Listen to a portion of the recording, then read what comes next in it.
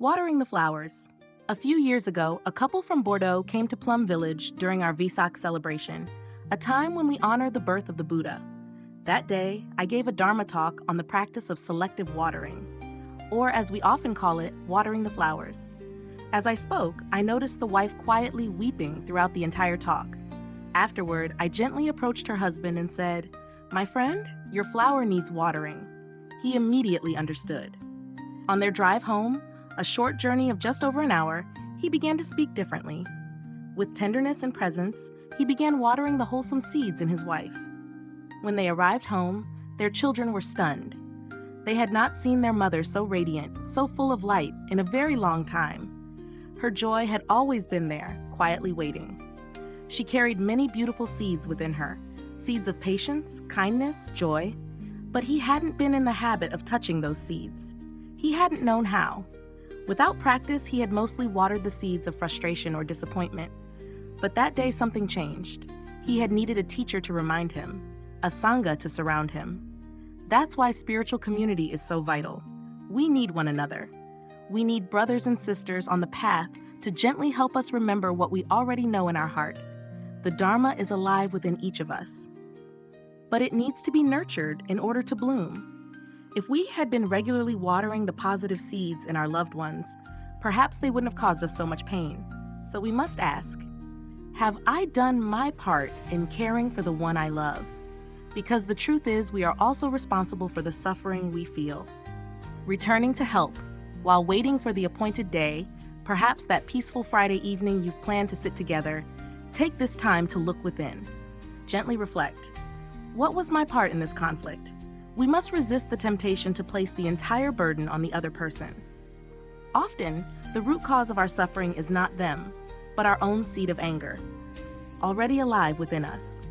They may have only been the catalyst. Recognizing our role in the conflict brings a sense of lightness. Why? Because it means we have the power to transform it. With just 15 minutes of mindful breathing, walking, or sitting, you can begin to release the energy of anger. You'll feel a shift, maybe not complete peace, but something softening inside. Meanwhile, the other person, your beloved, may still be trapped in the fire of their own suffering. You see, they are your flower too. And you once made a vow to care for that flower. You promised to be there. If your loved one is in pain, and you don't offer your hand, then who will? When the wish to return and help them arises in you, that is the fruit of your practice. Your anger has begun to dissolve, and love is taking its place. The compost has become a flower.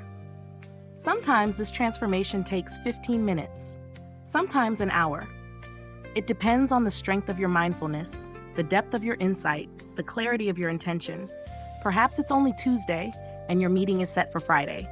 But now you see things clearly. You don't want your loved one to suffer needlessly for 3 more days. So you pick up the phone and say, "My love, I've calmed down. I see now that I misunderstood. I created pain for both of us. Maybe we don't need to wait until Friday to reconnect." This is not avoidance. It is compassion in action.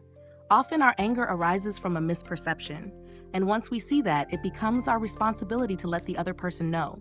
Maybe they never meant to hurt us at all, but for some reason we believed they did.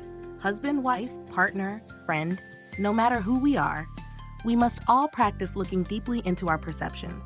They are not always true. A final reflection. Dear friends, the one you love may carry many unwatered seeds.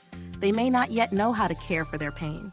But if we water the wholesome seeds in them, gently, consistently, we help them grow into who they truly are. And as they transform, so do we. This is the miracle of practice. This is the power of love, grounded in mindfulness. If this message has touched something in you, consider sharing it. And if you'd like this story woven into a video, a short film, or a voiceover meditation, I'd be honored to help you bring it to life. May you always remember to water the flowers in yourself and in those you love.